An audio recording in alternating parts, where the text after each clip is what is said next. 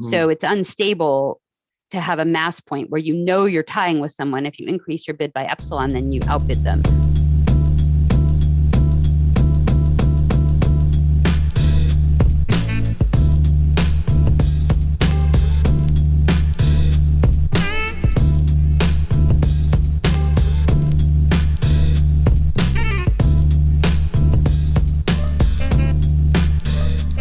In this week's episode of the Mixtape Podcast, I had the distinct pleasure of speaking with Susan Athey, a profoundly distinguished economist within the American Economics Association.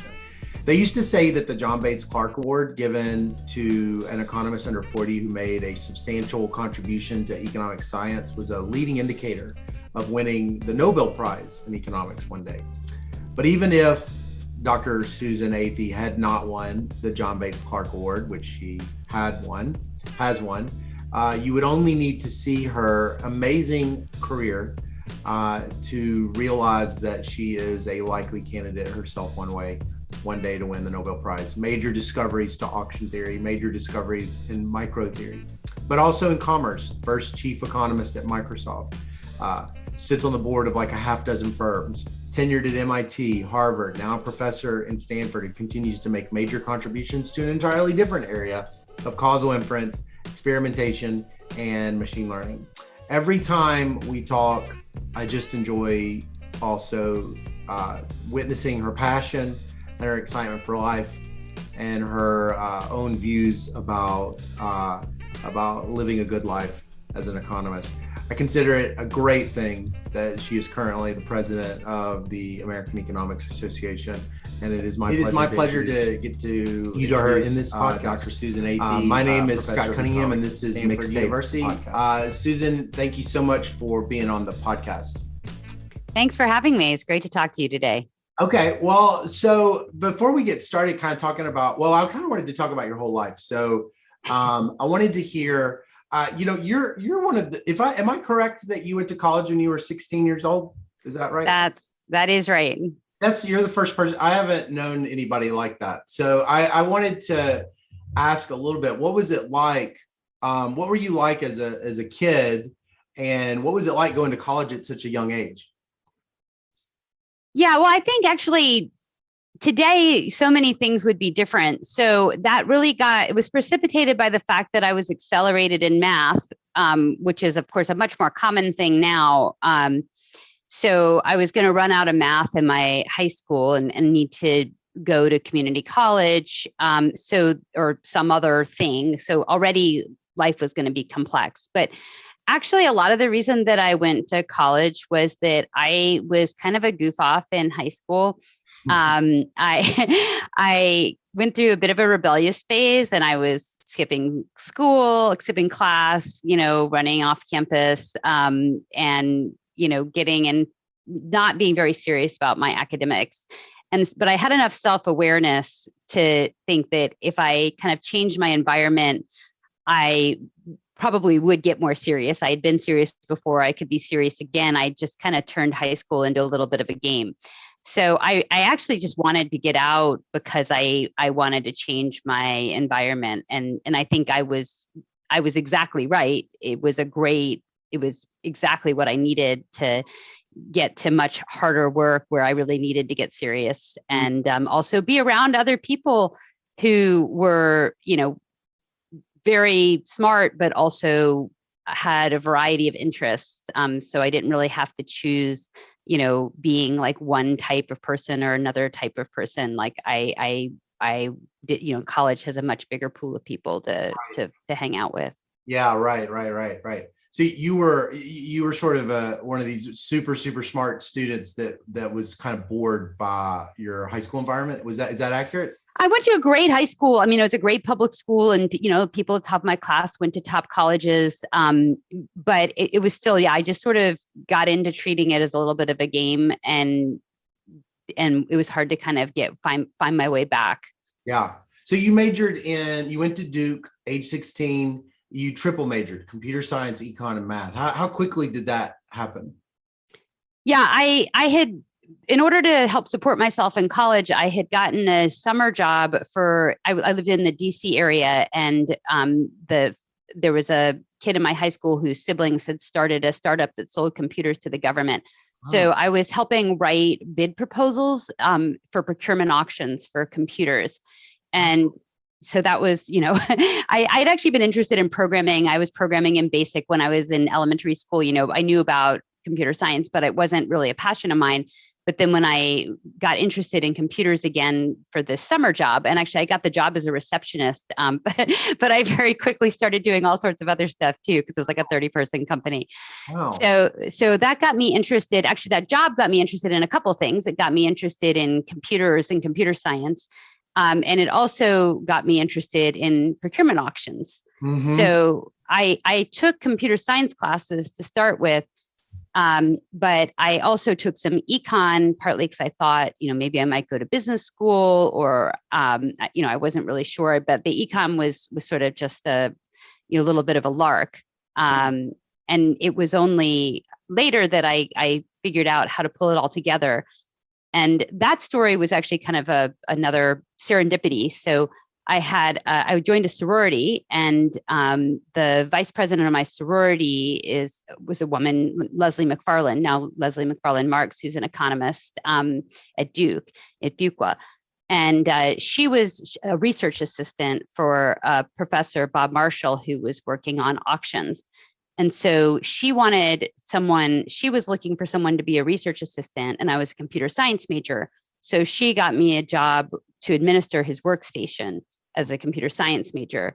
And then when he found out that I had been bidding in procurement auctions, he got me involved as a research assistant. And that's really what showed me what was how I could take all these interests I had and turn them into policy.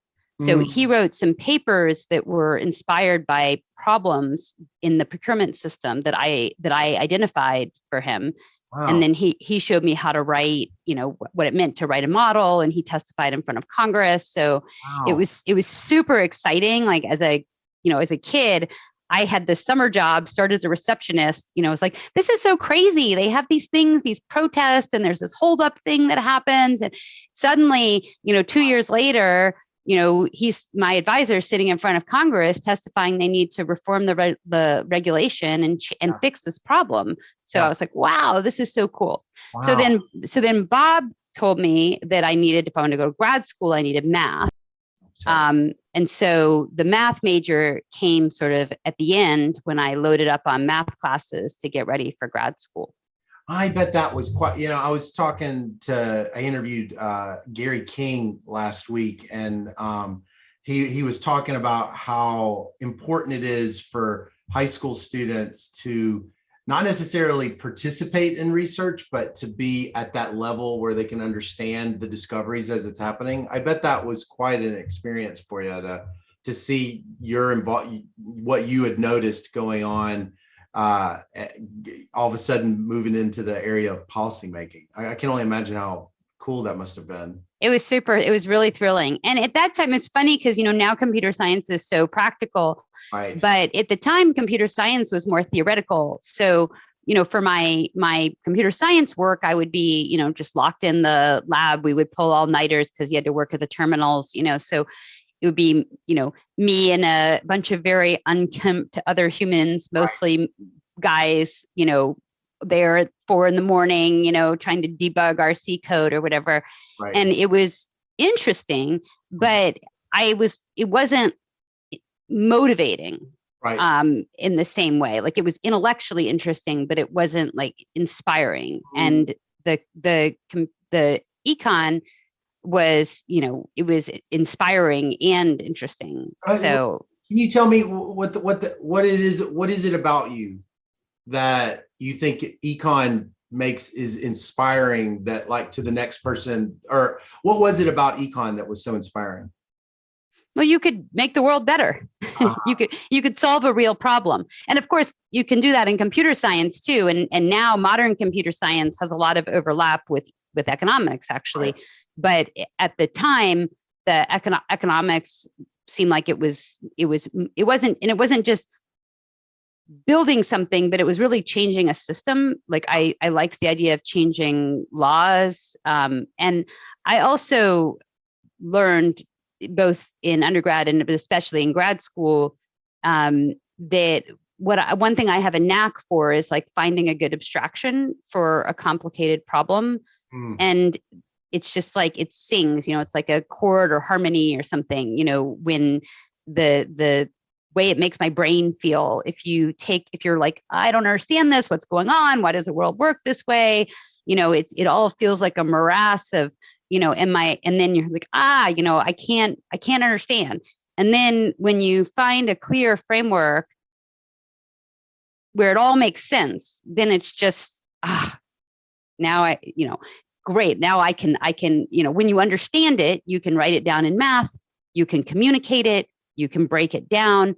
Wow. And once you've broken it down in a clear, abstract way, it's much more easy to figure out how to do something about it, how to change something. So are you describing something that happens independent of the actual modeling of some phenomenon? This is something it's something in that whole part of the process of modeling? It's in the process, I think. It's the iterative process. And I actually have found that to be common across, applied economic theory, but also empirical work. Like, you can see a set of puzzling facts in the data, and you're like, well, how is this? How can this go? How is this coefficient this way? And how is this set of descriptive statistics that way? And, this looks like a mess. Is there a mistake? Is there a problem in the data? And then when you understand the data generating process and you say, aha, like, if the world works this way, right, all of these numbers make sense. And then you're like, aha, that's great. Right. Or even like, for econometrics, like you can be struggling with like, well, I don't know, here's this formula, like, where does it come from? What does it mean? You're just applying it. And then somehow you get the insight of, oh, okay, this is why things are this way. And then once you understand, you remember it, you can explain it, you can teach it. And I love that part. I love the teaching part too. I feel like teaching something over and over again, you refine and refine and refine again, so you really get to the essence of, why something works. It's only when you can really explain it to someone else that you're sure that you understand it. Yeah. What was the most memorable discovery of your like leading up to the John Bates Clark Award? What's kind of like the thing you look back on as just this really, really important intellectual experience that you had that people probably don't know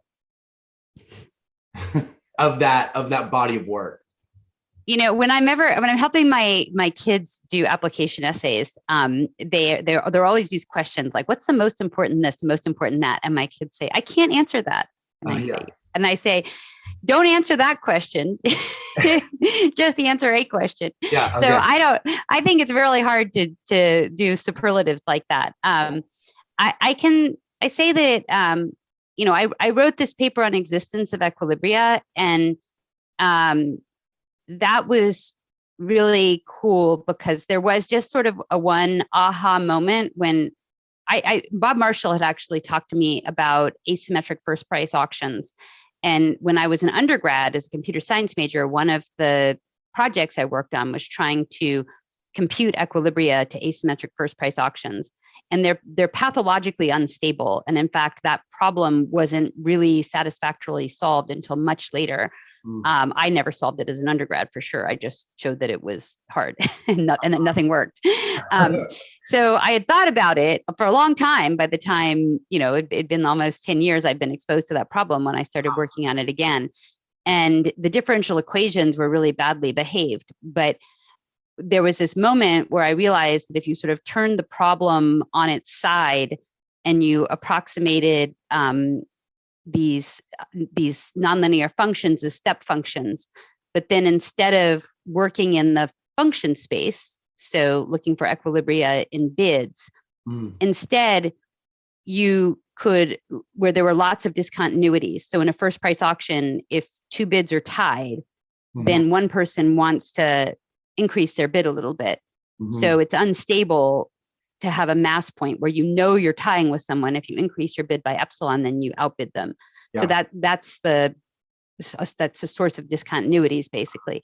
Yeah. So I figured out that if you turned the problem on its side and instead studied equilibria in the points at which your function stepped up, then you had continuity in that dimension. And I proved a fixed point theorem there, and then took that to the limit. And the moment when I figured out that this like problem that it wasn't just like somebody hadn't tried, like right. A lot of people had tried for a very long time to solve this problem, and that there was this super simple solution. Yeah. I was just like, this can't be right. And I went around and knocked on all my colleagues' doors, and I said, I found this thing. This can't be right. If this was right, somebody would have figured it out already. Yeah. But it was right. Yeah. There was still actually, so taking that to the final proof, actually at some point I had like a 60-page proof with like 15 or 20 different cases. And I had to stay up. I spent like 3 weeks. Basically, I only went home like every 3 days to take a shower. And I lived in my office. And at that point, like I already had a 60-page proof. Yeah. But I wasn't sure it was right. And nobody else could possibly check it.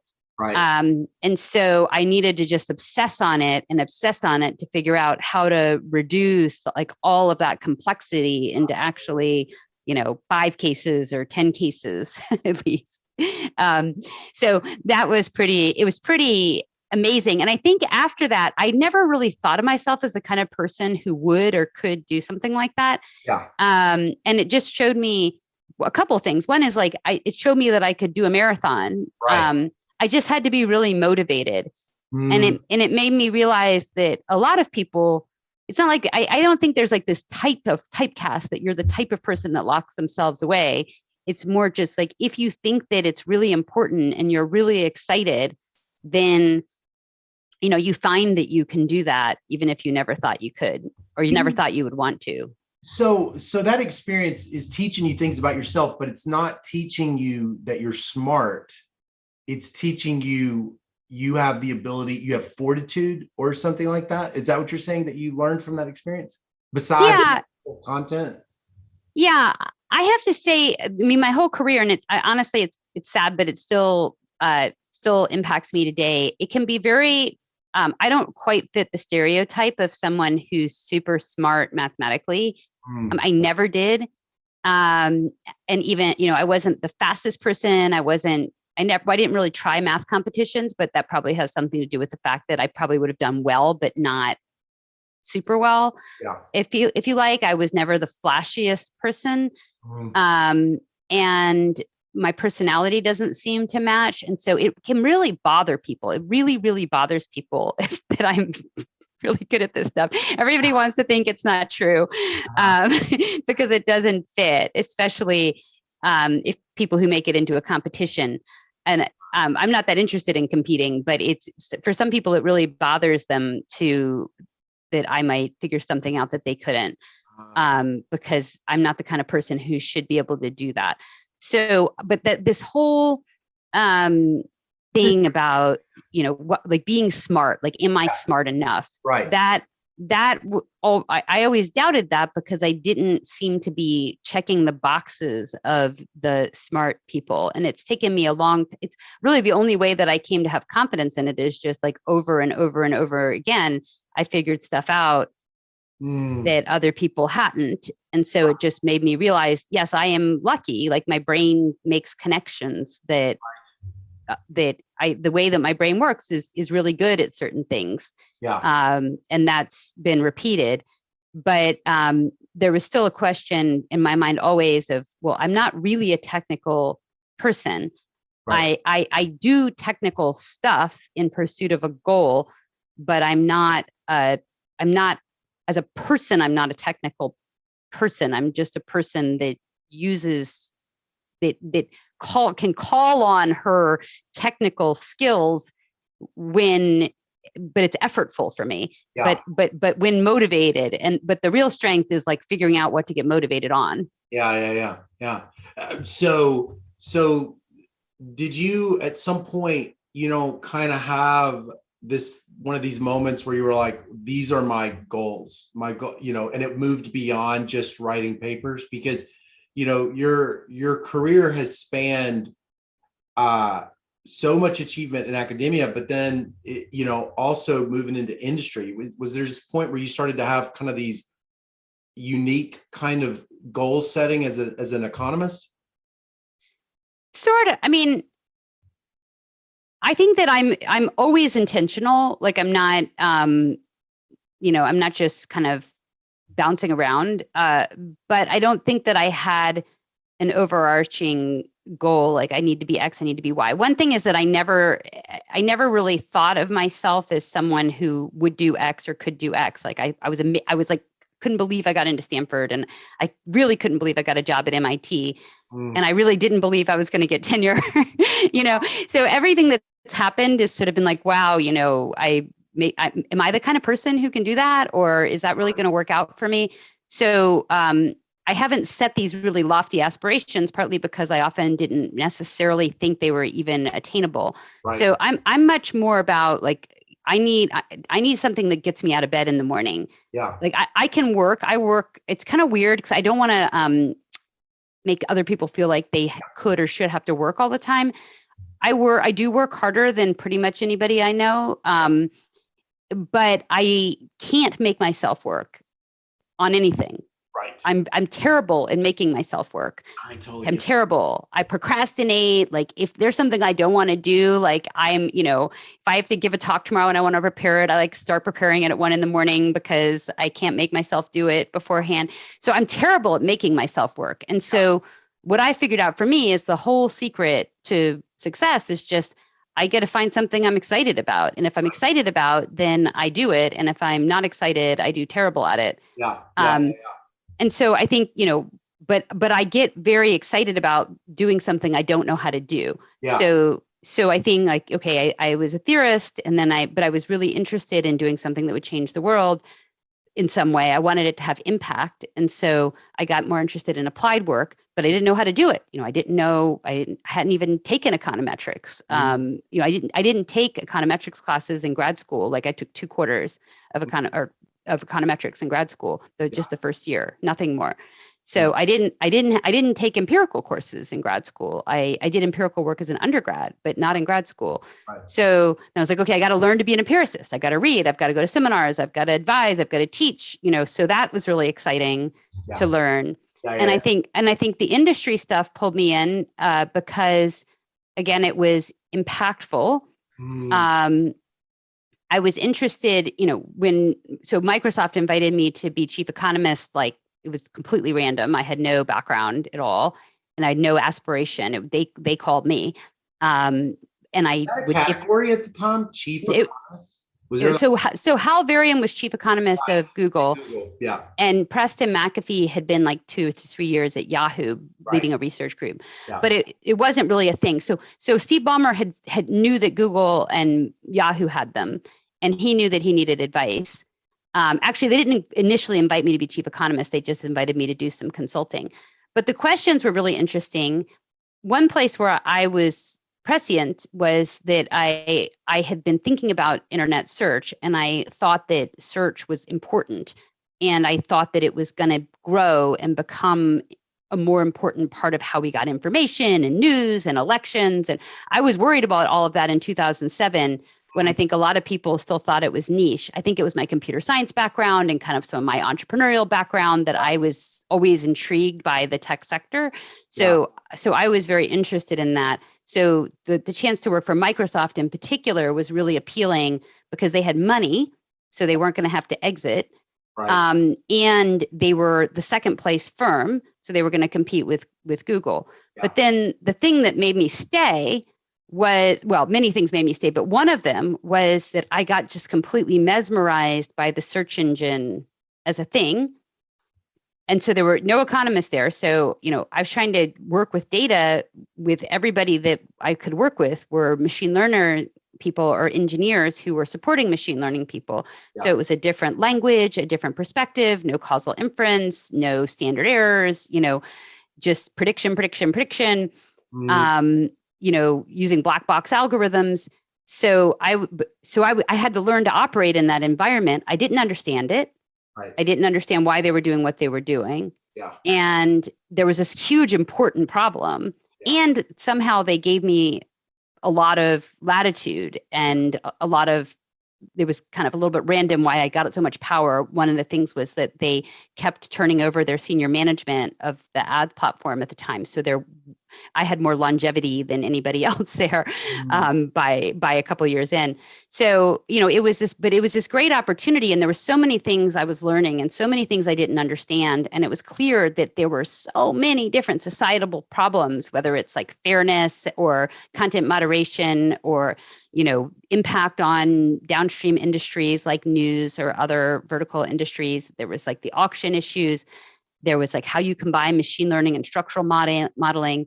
There was this A/B testing platform. Like nobody knew what an A/B testing platform was. I went around to all the economists in 2017. I'm like, do you guys know they're running thousands of experiments a year? They're like, really? I'm like, yes, really. But I'm like, wait, what do you do when you have 1,000 experiments? How do you look at standard errors? How big should the control group be? What if there's interference? What if you're experimenting on a market? There were so many questions. I still haven't answered all the questions that I encountered in 2008. And some of them were really interesting statistically, and some of them were really interesting societally, and some of them brought both of those things together. Yeah. So at that point, it was like, how could I not be here? And then when I went back to Economist, I gave this whole series. I went around a circuit and I tried to tell people how exciting it was and how interesting it was, what all the problems were. And I got some interest. People were very polite. But in the early days, I didn't recruit anybody or hardly anybody to work on these problems. And plus you couldn't even work on them from the outside because you couldn't even know what was going on.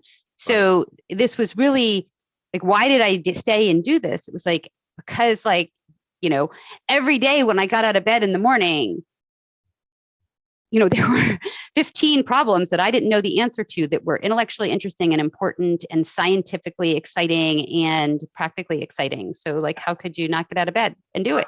Right. What was the deal? What was the opposition that you were, if you had to kind of, now that you've seen how much it's changed in, 15 years, what exactly was not doing it for people in economics? Why'd they not get interested in this?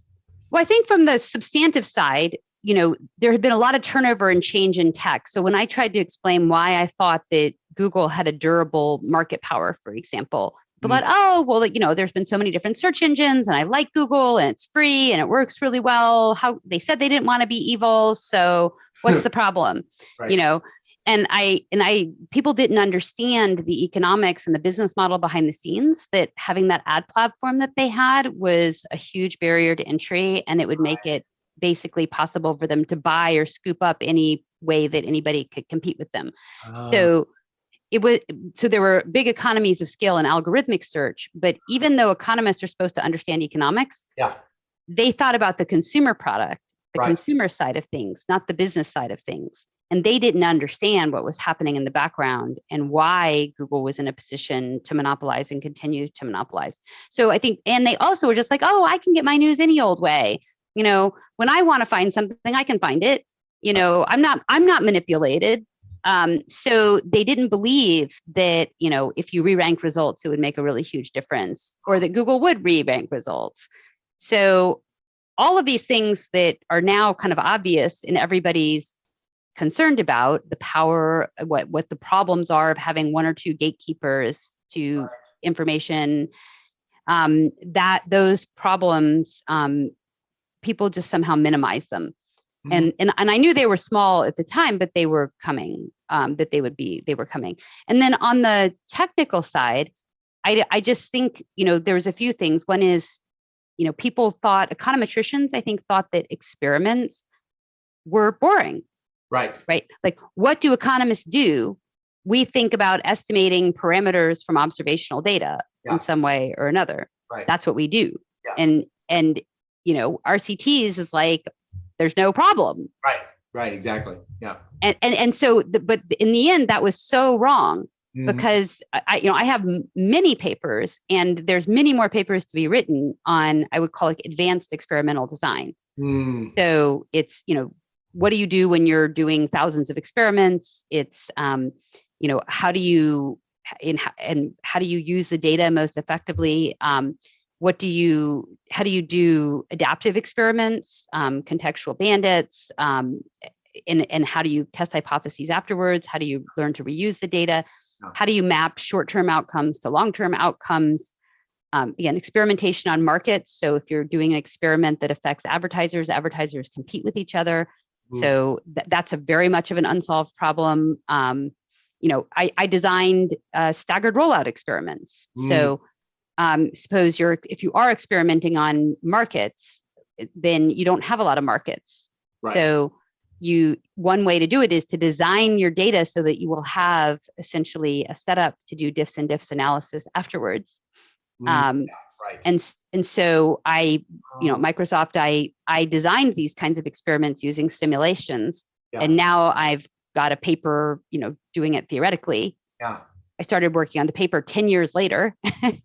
I did all these things heuristically. So I think people just didn't understand that A/B testing was going to be a massive scientific area for econometricians, and instead of just like something where the econometricians weren't going to be involved at all. Right. And then I think the other thing is like data mining and prediction those were pejorative terms. Right. Prediction wasn't interesting especially to cross-sectional econometricians. That's what other people do. We're smarter than the other people. And so, but of course myself and Viktor Chernozikov and others have all shown that in fact, we can use what we know from semi-parametric econometric theory, and there's nuisance parameters in theirs, and wherever we were using kernels before that weren't actually performing in practice, we can plug in, prediction models. Yeah. And that also then these algorithmic prediction methods could be adapted to solve different problems, that the innovations were the algorithms, and those algorithms could be applied to both, structural models, to causal inference, and so on. So I think people just didn't see, they just tuned out when you said predictions. Right. And then the applied researchers lectured me, and they were like, you're supposed to start with a question. You're not supposed to start with the data. Right. The God of economics is supposed to tell you what your question is. And, you don't use the data to tell you what your question is. And that there was sort of almost like a moral superiority of, hypothesis driven empirical work. Which I'm not saying that is wrong. It's just that also you can learn from your data. Right. Huh. That's fascinating. Yeah, no, I mean, that all resonates deeply with me. So it's definitely not like that as much now. It seems like tech is now just a massive labor market. I don't know how big it is, I wonder, but it seems like it's a really big labor market for PhD econ now. What do you think is driving that change? Is that demand driven? That's firms have changed, or they recognize what economists offer, or what's happening? Well, so when I was first at Microsoft, like they said, oh, well, why don't we make you chief economist, and why don't you hire a team? And at the time I realized I tried a few, and it was really difficult. And actually some PhD economists were hired by people other than me. And actually a bunch of those didn't work out. And so early on, there were very few, there wasn't really a career path. So the economists who would choose to go into a tech firm, there was a bit of adverse selection, if you like, because you would have chosen a consulting job or a government job above the tech firm jobs. Right. And then when you're the only one, there's so much to learn, and you have to be pretty sharp to be able to figure it all out. So it was really hard for me to learn to navigate all these other disciplines and to be multilingual. Right. And if you're just out of school, it's very hard to do that. You've learned one thing, and you don't even know how to talk about the thing you've learned, let alone everything else. Right. So I think a lot of the early people kind of crashed and burned, and the main place that it was really successful was in Yahoo. It was more of a research group, so they were able to get really strong people because they were giving them academic freedom and the ability to do research. Oh. So then in the early 2010s, I started working with the National Association of Business Economists, and we started doing meetups of economists in tech firms. And the early meetups had like 25 people, 30 people across all the tech firms. Yeah. And we all knew each other. And a bunch of them were ex-Yahoo people. So, or, you know, and so it was a really small group. But then really the company that I give most of the credit for this, breaking out of this, was Amazon, Pat Byery. And actually, I had advised Amazon on hiring their chief economist. And frankly, when they consulted me about Pat had been my colleague, and I was like, Pat, well, he's amazing at certain things, but he's very structural, Right. structural IO. And actually, I already knew that a lot of what the tech firms were going to need to do was applied causal inference, especially in this machine learning environment. You know, people just didn't have the patience and for the structural modeling, Yeah. and you needed to do things at like a larger scale and so on. So I was like, well, his training isn't exactly right for this, but he'd been a great PhD advisor. But he exceeded, I think, everybody's expectations. I mean, I'm just still, every time I think about what Pat accomplished, I'm just, how did he do that? Describe to a non-economist, like a normal person that might be listening, what has Pat done at Amazon that you thought was so unexpected? Well, he started with 0 economists, and now he has hundreds. Right. And he made them productive. And that's a really hard thing to do because he's mostly hiring right out of grad school, and people who are coming right out of grad school, they in economics don't know how to code. Right. You know, they often don't have a lot of common sense, frankly, like, you know, and so to make them productive in a business environment is really hard. And so what he did was he really built up a good mentoring system. So he did something that I also did, but he did it at a much higher scale. So one of the things I figured out very early was that you needed, at the beginning, you needed really, really creative, smart people who were used to doing a lot of advising. So in Microsoft Research, we brought in senior stellar faculty, and then I would help them. They were doing research, but then I would get them to kind of plug into the business and give them some advice. And more senior people in economics are better at like mapping from a question to a lot of judgment about what's the best way to do it and what's the best way to get an answer fast and to trade off methods. Well, when you're young, you have a hammer and like, if this isn't a nail, you know, you don't know what to do, or you try to keep hammering everything as if your hammer fits. And what you really need is a lot of flexibility, a lot of intellectual flexibility. Right. But what Pat did at Amazon is that he brought in these academics from the outside to help kind of consult. And then he hired very junior people and he kind of put them together and gave them mentoring. And Pat was an amazing mentor. And then they grew. And then he nurtured those people. And then they were able to nurture the next group. So now they have kind of a whole machine where they are able to take in young people at scale and teach them and make them productive. And then they were very successful. I think Amazon was a really good example to do this. It was better than I think Microsoft for this, because in Amazon, they're doing commerce. And so, you know, it's clear that economics is involved all the time, and you're optimizing all the time. So, and they had a lot, and it like the answer is different for different verticals. And, you know, they had bundles and prime and, you know, exotic experiments that involved markets. So I think that in the end that it made it more scalable, but it's just, if you had asked me, you know, in 2010, like, would there be hundreds? You know, wow, like that, I wouldn't have known how to do it. And I couldn't have done it, I don't think. And Pat did something that I think is very hard and very impressive. But then what that did in turn is as they started hiring at scale, our economics grew. And then we started having a conference. And then we ended up, you know, starting a job market at NABE. And now hundreds and hundreds of people would go to that conference before the pandemic. So NABE is a pretty big deal. I don't know if maybe all these young economists know everything. I don't know anything anymore, but like, I mean, so NABE is a pretty big part of the job market now.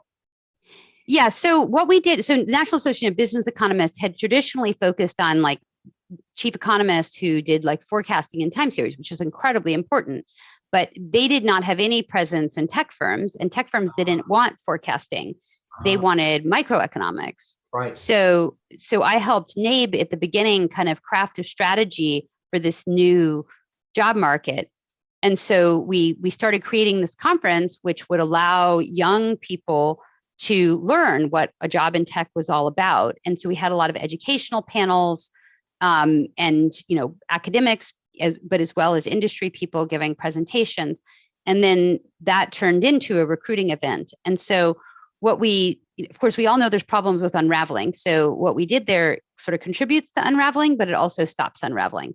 Yeah. So by saying in November, there's going to be a job market for non-academic jobs in tech, that coordinated all of those jobs at the same place. So the applicant didn't have to worry about exploding offers all the way through. But you let them sort. You needed to basically sort ahead of time, saying I'm going to do a non-academic track. Well, and so people will go to that job market and still go on the academic job market. And so far, for the labor, it's been a seller's market. Like the PhD person generally has a lot of opportunities, so they generally have been able to negotiate that, they would. That job offers wouldn't explode. Sometimes a team has just one position, and then there are exploding offers, and so you might have to give up the academic market. Yeah. But most of the time that hasn't happened. But people were already hiring in the fall on the non-academic job market. So this just kind of organized it and at least stopped the unraveling from going further. So we then set up this job market at NABE, and at least pre-pandemic, it was getting hundreds of people and like 30 or so firms. And what I liked about that was I think it really helped the applicant make a much more informed decision. Right. They could go to this conference and see what it was all about. What's COVID done to it? Well, it went offline, and so it hasn't been like this huge hundreds of persons conference, but it probably will. Hopefully, it'll be back this year. So it's not optimal even for you. So I'm just curious, as a theorist, it's not optimal for there to be one conference, since there's these two. Like, just everybody go to the ASSA and do. The problem about the ASSA is that there was no signaling from the part of the PhD person. Yeah. So if a tech firm posts a job on JOE, then they're just going to get hundreds and hundreds of applicants, and the people might not even know what a tech job is. Yeah. You go to NAPE, you've signaled preference. Yeah, you've signaled interest, and also you're going to go get educated at NAPE. You're going to be able to decide, is this for me or not? And so it's really, I think it's improving the information flow and and enabling people. And if you go and you interview for these jobs, at the end of it, you're going to have a pretty good idea what this is all about. Right. So you can step out of it, or you can lean into it if that's what you want.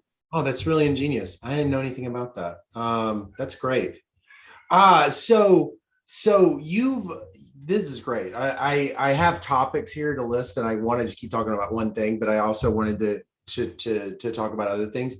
So one of the things I feel like that you've seen, that I think even fewer economists have seen, is this side of like the board and working with boards. And I was wondering if you could tell us a little bit about just, what is it about boards that you didn't know, and now that you do know, what has that experience been like? Yeah, so I started out as an advisor for firms, and a lot of professors who are in business schools will get a chance to do that. And even econometricians, you'll have students who go out into machine learning careers, AI careers, and end up in startups, and they may come to you and ask you to be an advisor for their firm. Mm-hmm. And so as an advisor or a board member, you really get to see how the sausage is made. Right. It's interesting though, because a lot of times you'll get asked to be an advisor because of a very narrow expertise. Yeah. And then you'll get used for that advice a few times, but then once you decide what you're doing, that expertise may not get called into play again. But if you're helpful to firms, they might use you as a general sounding board. And so it was really interesting to me to see how valuable my training as an economist was to general thinking, strategic thinking. So being able to break down a problem into its components, and if it's, you know, an AI or a machine learning firm, just being able to cut through stuff, like everybody be like, oh, you know, neural net this, you know, AI that. And you're like, well, wait, you know, what's your problem exactly? Like, if you have observational data and you're not running experiments and you're saying that your goal of your company is to make decisions, right, you've got a little bit of a problem. Right. You know, you can sort of cut through the baloney and say, like, if you have observational predictive data, that's going to be useful for X, but it's not going to be useful for Y. You know, it'll be useful for prioritization, but, you know, hey, how are you actually going to run experiments and learn about whether interventions actually work, whether it's prioritizing salespeople or whether it's, you know, prioritizing people for inspections or something else. Right. So, you know, these are, I think having these high level insights, it's surprising how even the people who are running the companies don't always have a great conceptual framework for what they're doing. Yeah. And so bringing a clear conceptual framework is really beneficial.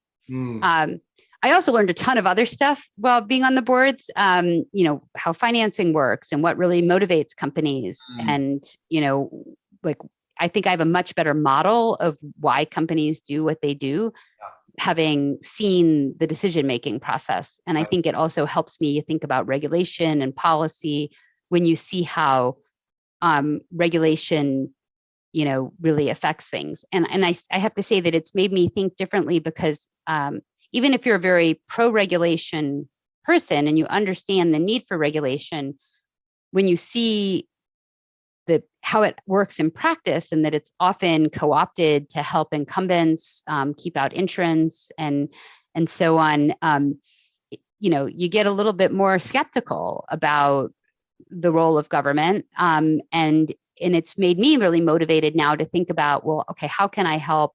How can government regulate more effectively? Both in the tech space, where understanding how tech works is helpful for understanding how to regulate it. But also just general regulation. Right.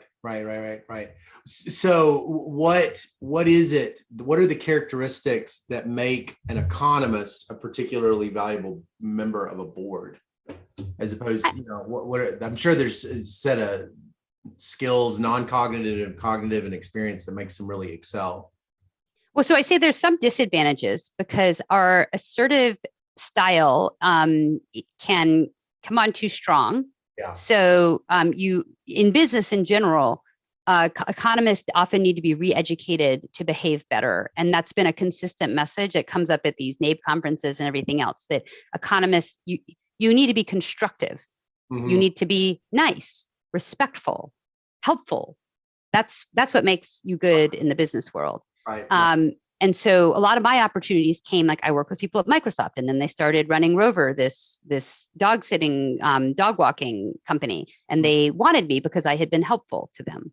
And if you're not helpful, if you're condescending or rude, then people don't want you. But we forget that the way we talk to each other is actually pretty rude from most people's perspective, direct. So, you know, so once you get over the social norms of making sure that you're constructive and you're not having intelligence competitions in the boardroom, being able to break things down, I think this is kind of a theme in our conversation today. It's being able to take a complicated situation and break it down into its logical components. And then that's really important. The other thing is just being able to ask questions. And I think one way that I've learned to both be socially appropriate while being still, you know, not allowing something that doesn't make sense to get past is just to ask questions. And I think we have learned to ask precise questions if we do it nicely, to say, well, I just didn't follow that. Or like, well, let me try to explain this back to you. Let me see if I'm understanding this. You know, you said X implies Y implies Z, but I didn't quite get, you know, well, how does Y imply Z exactly? Or are there other things that could be going on? And then, you know, and then everybody's so appreciative because probably if you didn't understand, other people didn't understand either, but they don't know how to even ask the question. So I think we're good at logic. And so being able to, you know, break things down. And it's the same thing, like you'll see a lot of observational data coming across in presentations in boardrooms and just asking like, well, where did that come from exactly? Like, how did you draw that conclusion? well, couldn't it have been this? Like a lot of the practice we get in applied microeconomics seminars is really good if we just take the nice part of that. It's like, the nice part, yeah. Couldn't it also have been this way? Or like, wouldn't those numbers look the same if this other thing was true? Yeah, that kind of thinking. The scoring of points in a seminar is probably not appreciated as much amongst not scoring points, but being helpful, right? Being curious, being helpful, and being willing to say that you don't know. Right. I would say that in the last 5 years, that's been one of my biggest mantras every day. Is I say, if I'm in a meeting and I'm not understanding, I'm going to say that as soon as possible. Right. Because if I wait until 10 minutes later and I'm not understanding, it's that much harder to say that you didn't understand. Well, that's even hard for an economist. I think that economists I think a lot of economists don't want to look like they don't know. Yeah. So that's one of the real downsides of a culture of one-upmanship. Right. Is that you are afraid to say when you don't understand. But if you don't say when you don't understand, and it's the same thing, like your PhD student comes in and you're 5 minutes in, and if you're not following, then 25 minutes in, it's really hard to say, like, what did Z mean again? Right. I forgot what your topic was. Like, it's really hard to do that 25 minutes in. It feels disrespectful. It makes you feel like you've been dishonest, nodding in the last 20 minutes. So there's a lot of pressure not to say it later. But one of the things the most important self-confidence thing that I have gained recently is to really believe that if I don't understand, there's at least a 95% chance understand either. And when you really are confident in that, then you're not afraid to ask questions. Of course. And then your questions, then you're also feel better when you're asking the questions because you're not nervous. Well, especially if you're not nervous, you're going to ask nicer. Yeah, right, go ahead. Especially in a big room, the probability that I'm the only one who's confused is falling with the size of N. So all the more reason to be, to speak up. So many things require courage. To courage within yourself to, not be afraid of what other people are going to think or something like that. Yeah. And of course there's an art then, because you might be wrong. So I try to, I like, if I start, I'll say, well, if I'm the only one who's, I say, like, I'm not a finance person. So, that went by kind of fast for me. If I'm the only one not understanding this, let's take this offline. Right. But I was confused about this point. Did everybody else get that? Right. And then somebody else will say, yeah, I was confused too. And then you kind of know. Whereas sometimes people will say, well, let's take that offline, or like that's a detail. And then so you just have to leave people the opening to choose whether to answer your question or not. Right. Yeah. Oh, that's great. That's awesome. That kind of makes, it's funny. You started off kind of saying, I don't know if exactly how you said it, but you sort of implied that you didn't feel like you were always, like, this issue of your intelligence not looking like what it might, a person might think it should look like, kind of almost is giving you this ability to be incredibly the right thing at the right time all over the place. You sort of, you saying that you maybe didn't feel like you were the fastest mathematician, or, it's like here you are, like, saying, it makes you okay to, maybe it made you okay to say, I don't know. Yeah, I think if my self-worth isn't all tied up in like being at the top of the totem pole at what I'm doing, which I never felt like I was, then it's easier to say, okay, I'm going to go try something else where I know I'm not going to be at the top of the totem pole. Right. I would say, like, when I first started giving stats seminars, it was really interesting because first of all, I mentioned I hadn't been trained as an econometrician. Yeah. I started writing these papers, but the people in stats, like, they don't know that, I'm like, what do you see? Like, I'm a tenured professor at Stanford. I've published in top stats journals. Yeah. So their assumption would be, like, if I'm 50 and I'm a tenured professor in Stanford writing in top machine learning or stats journals, that clearly I must have been doing that my whole career and I must know everything. Right. So then but these people don't know me, they don't know anything about me really, except for the papers. So they're just making assumptions. So I show up to give a department seminar and I'm going through the day and, I feel like I'm a junior faculty because I'm walking in and like, wait, I don't, they're talking about stuff and I don't really know about it. Or if I go give a computer science talk, and people just assume that I know stuff that I don't know. So it's scary, but it's so exciting. It's exhilarating. It just feels like being a junior faculty all over again, except I'm tenured. Yeah.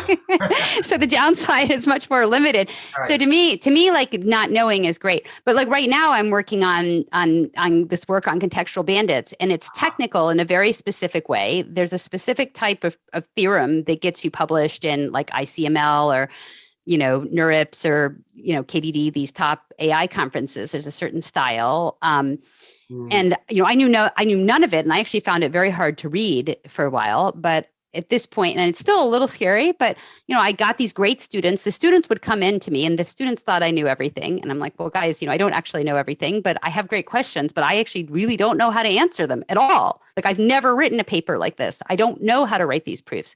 And they're like, well, I think I can figure it out. But I still want you to be my advisor. I'm like, sure. They're like, yeah. So I say, okay, great, let's go. I try to get them to get co-advisors. But then I've got a couple of students where we've had these great collaborations where, they really did appreciate the guidance and the fact that I kept saying, why does it work this way? Or I don't understand this intuition, or, this just feels like that cannot be the best thing. I know it looks like you're hitting an efficiency bound, but something must be in a constant somewhere because I can think of 5 ways this could be better. And why is that not showing up in your math? So even though I still couldn't sit down, if you put a gun to my head, I could, but like if it would take me a long time to try to myself write the proofs for these papers that I'm working on. Like I'm not fluent in it. It's like programming in another language. Like I have to think about every single step, but the students are great at it. But we actually have been super productive together. And it's been a little hard to come to accept that, like, that's okay. Like, am I a fraud because I'm not the one sitting down and writing the proof? But now again, it's about how do you value yourself, and do you realize like it really is important to ask those questions. And say, well, why does this work this way? Because from applied causal inference, I understand a lot about how to learn about causal effects from observational data. In these contextual bounded algorithms, we're trying to design adaptive data collection methods that will collect data and to learn a good policy. So I understand the math of what you're trying to optimize for. And that's really helpful. And the bandit folks were mostly not trained in that. So there's a nice collaboration, a nice intersection. But again, it's, going off to do something where like, I really don't know how to do it. Right. And try to compete at the highest levels in doing that. You have to be willing to say you don't understand and to ask your students questions. Say, well, I don't know. I didn't read that paper. Like, I don't really understand how those proofs work. Can you explain it to me? And a little bit of lecturing, like write random variables. If there's an expectation, we have to write what it's an expectation over. Like we need math, we need potential outcomes. Like we do. Like so, I'm a bit of a stickler for the notation, which actually, is helpful too. Because if you don't understand it, then you need to get it written down well. So you can understand it. And I'm like, look, write it so that I can understand it. I'm good at math. If I need the letters need to map unambiguously into concepts. And even though all these other papers don't, mine do. Because I need to understand it. Right. Well, we only have a couple of minutes, and I just could talk to you all day. It's always genuinely so much fun. Every time I've met you a couple of times at a conference, it's just so much fun to talk to you. I want to know about your going forward. What are you most excited about sort of over the next lap of your career that you're looking forward to? Well, it's hard. So on the econometric side, I'm really excited. I'm still excited about this advanced experimental design stuff. I still haven't finished I still have not solved all the problems I encountered in 2007 and 2008. And I still have lots of problems that I did heuristically just to solve a business problem that I haven't fully built a theory for. So I'm really excited about that. I've got some young collaborators that are terrific, like Roshan Zhang, who's at Emory. We've been working on a couple of things on experimental design, and it's a really nice area. Hito and I have been working on those things. So that's one area I'm very excited about. But frankly, like my heart is always in applications. So I kind of pop up to the methods when the methods aren't there for my applications. But I feel like I'm kind of leaning more back into the application side now. I have this lab at Stanford where we are partnering with social impact organizations and bringing a lot of these ideas to bear. So like I've built a recommendation system for an Indian EdTech app and then designed a randomized controlled trial to evaluate that and to parse out the benefits of personalization. That's also an application of off-policy evaluation. There's interesting issues in off-policy evaluation for recommendation systems when you have lots and lots of treatments. I've done that for a service that's providing agricultural advice in India to farmers, similar type of thing, building recommendation systems and off-policy evaluation. I'm running large-scale experiments. I built a chatbot, and I'm running large-scale experiments with the chatbot around things like misinformation. So I'm pretty excited about applying all of this stuff.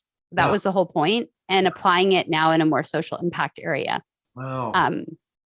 And then I'm also very interested so I've been really thinking hard about the best way to use my talents. And I think all of this econometrics and applied econometrics stuff has been super exciting, but it does miss out a little bit on like the incentive side of things. So all this time, I've also been working on regulation starting when I was at Microsoft. So I'm also interested in trying to have more efficient regulation for the digital era. Wow. And that's like, I didn't mention, I was a founding associate director of Stanford's Institute for Human-Centered Artificial Intelligence for the last 4 years. I'm just stepping off of that now. And part of what that was about trying to set up structures, whether it's education or best practices or rules, so that when these AI systems and machine learning are deployed in practice, it's safe and we avoid unintended consequences. And we have best practices for understanding, feedback effects and incentives and, game theoretic aspects and manipulability and, all of those elements. So that's basically like understanding how it works under the hood enables you to pop up a level and think about guiding it for the benefit of humanity. Yeah. Wow. You've lived like 3 careers. It's so inspiring. It's so inspiring to listen to you and kind of look back at what you've done and how you've chosen to live, make the most of this PhD in economics. I'm really, really appreciative of your presence in the profession, and thank you so much for sitting down and letting me listen and talk to you. Well, thank you. And I really appreciate the service you're providing too. And maybe to close that, we have this incredible privilege, like society is paying for us to be professors or be researchers, and they subsidize our PhDs. That to me, that's a gift, but it's also an obligation. And I guess I have a hard time sometimes understanding people who don't see it that way, that, it's an opportunity to serve. Right. And, I feel like I've been tossed a lot of opportunities to serve.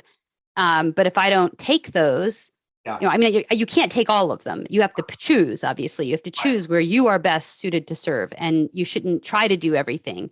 Yeah. But if you are given an opportunity to serve that is a great match for your talents, where you can be joyful and effective at doing that service, what am I supposed to just sit around and go to the beach or spend my days sitting at a cafe? If I have the opportunity to take my time and do something that benefits society, then I feel like, I got to go do that. Of course, you can benefit society through theoretical research, through applied research. There's so many ways to benefit society. You can mentor, but if you're not writing papers yourself, then you can be mentoring, but you should be doing something.